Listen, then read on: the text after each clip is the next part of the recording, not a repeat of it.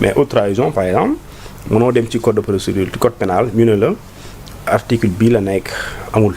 amul ci code de procédure pénale absolument amul dara. léegi su amul léegi te mbir moom sëñ bi ñaar la ñett moo koy indi soit moo am ay jëf fait wala acte wala propos mooy constituer infraction ma jëf ma wax wala ay mbir mooy tax ñu naan mbir yi ni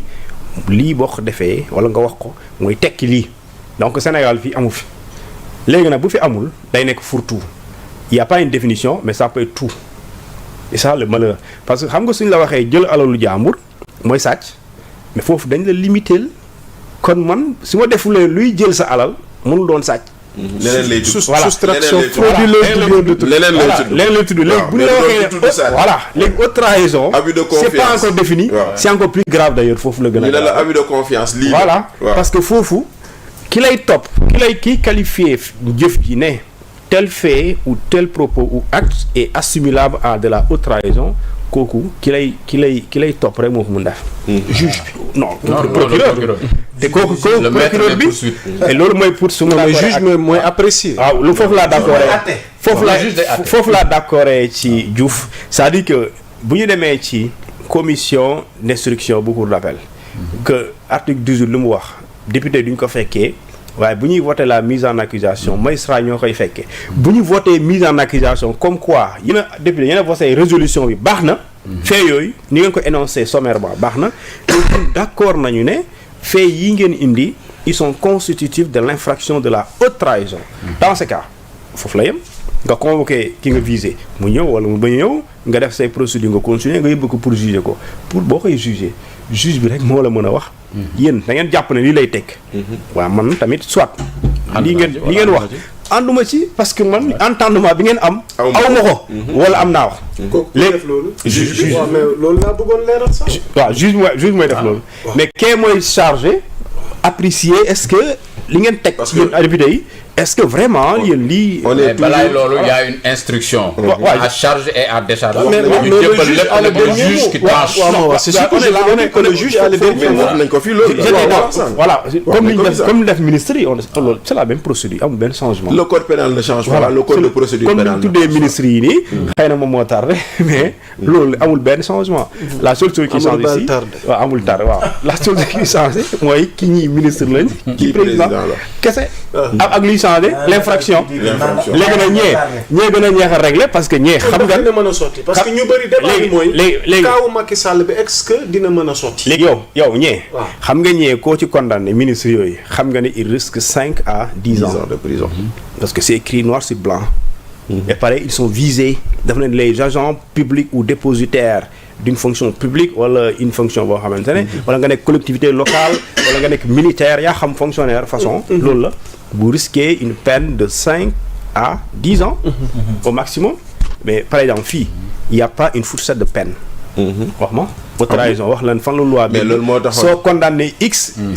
mais jëlal Mamadou Dia amul mais jëlal Mamadou Dia bañ ko condamné Mamadou Dia bañ ko condamné il a été condamné à perpétuité waaw léegi nag loolu juge bi mooy apprécier en dernier ressort loolu la moom mooy taxaw ne comme c'est constitutif li ngeen wax yëpp ànd naa ci ak yéen waa ji mën nañ ko topp pour haute trahison moom mu d'accord ci juger ko condamné ko moom mooy préciser la fourchette de peine bi mu koy dóor bu ko neexee mu dóor ko perpétuité bu ko neexee mu dóor ko je sais pas selon la gravité des faits parce que bu amee crime haute trahison bi bu laalee crime de sang fu ñu lay rapporter dañ lay juger comme ku rey nit comme crime et le crime c'est à partir de 10 ans moom laa lay wax bu dee crime économique la aussi am na fu muy yem et cetera donc ça dépend ci nature li ñuy toppee nit ki compliqué ngi ni waaw mais moo tax il faut dire que le Sénégal ne l'a utilisé que une fois et une demi-fois une fois et une demi-fois une fois sous Mamadou Dia ba mu jeex une demi-fois sous Idrissa Seck parce que on n'a pas dépassé l'étape de la commission d'instruction pour arriver à on s'est arrêté à la commission d'instruction man gis na grand bi man côté boobu noonu man dama si am beneen perception c'est-à-dire la moo tax ñun suñuy texte ak loi yi waruñu ko leer boo xam ne maanaam bu ñu ñëwee ministre wala président du la réforme s'impose ay problème yooyu xam nga moo war a am loolu nag moo jar loi interprétative non mais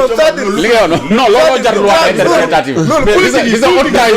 trahison moo jar loi interprétative c'est-à-dire xam nga lu mu wax nii non mais moom laa lay wax li may wax nii il faut que ñu def loi interprétative pour leeral lii détaillé ko lu muy wax nii c'est parce que quelque part dans notre Sénégal parce que c'est pas clair nous avons longtemps vécu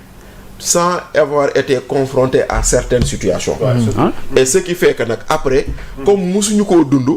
musuñu ci am jaar-jaar buy tax ñu mën ko ñu mën ci jàng ay leçons jëlal tey jii nii même dans le code de procédure pénale Pape Demba mii mën na ma seede waxtaane nañ ko période bu ñuy naan contumace am na contumace amul sur Ousmane Sonko contumace mooy koo gisul koo xamul fu mu nekk mais koo xam ne xam nga fu mu nekk mu la neexee jëli ko bu la neexee jëli ko ba pare nga ne contumace non mais xam nga kon bu boobaa non contumace amul foofu kon na am kon nag ça veut dire il va falloir que ñu déterminer exactement à ce niveau parce que am mën nañ koo dóor mandat d'amener voilà lan la ñu tuddee ñu yenu indi donc muy noonu boo ko dóoree mandat d'amener nga dem adresse am fekk ko wax naa la fi nga léegi juge ko par contumace wax naa la fi léegi la sur la levée de l'immunité parlementaire maa ngi lay wax léegi nii sur les mises en accusation parce qu'il y a énormément de choses ñun Sénégal nous sommes les champions des pays des lois à demi faites mooy maanaam on commence quelque chose on ne le finit pas on commence une loi les décrets d'application ayant trait à cette loi ñu koy traiter jëlal exemple la fonction publique locale Abdoulaye Wade a voté la loi en 2011 balaa muy dem nous sommes en 2025 après les 12 ans de Macky il y a toujours des décrets d'application qui ne sont pas pris moo waral ngay gis collectivité les lois on s'arrête au terme générique mais oui malheureusement non nous on s'arrête au terme générique mais dans l'applicabilité toujours il faut que mu am jurisprudence benn cas bu taxaw pour servir plus tard de jurisprudence soo ko ñu dugg dans les faits dans le fond pour voir est-ce que amoon na décret d'application est-ce que amoon na lii est-ce que amoon na lii et c'est l'occasion pour Diomaye voilà non il faut on termine avec l'avis qui jiite Africa Jom Center Alioune Tine Alioune Tine jàpp na ni waxtaan war na am au sommet entre njiitum réew mi Bassirou Diomaye Diakhar Faye Ousmane Sonko premier ministre ak ki fi newoon di Macky Sall voilà maanaam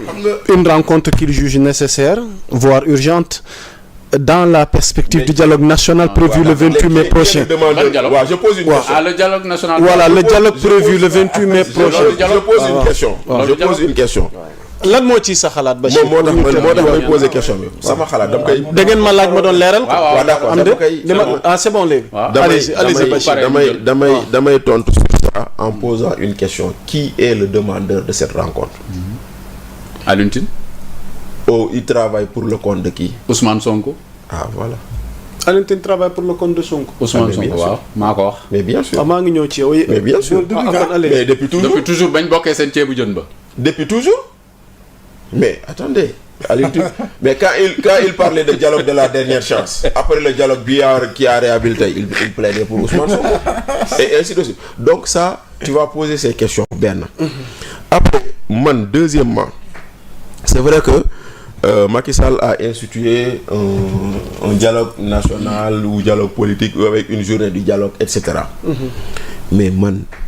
dama bokk si ñu gëm ni ce Sénégal là on n'a pas un problème politique, on n'a pas un problème institutionnel qui nécessite qu'on dise aux gens venez vous asseoir, on va discuter.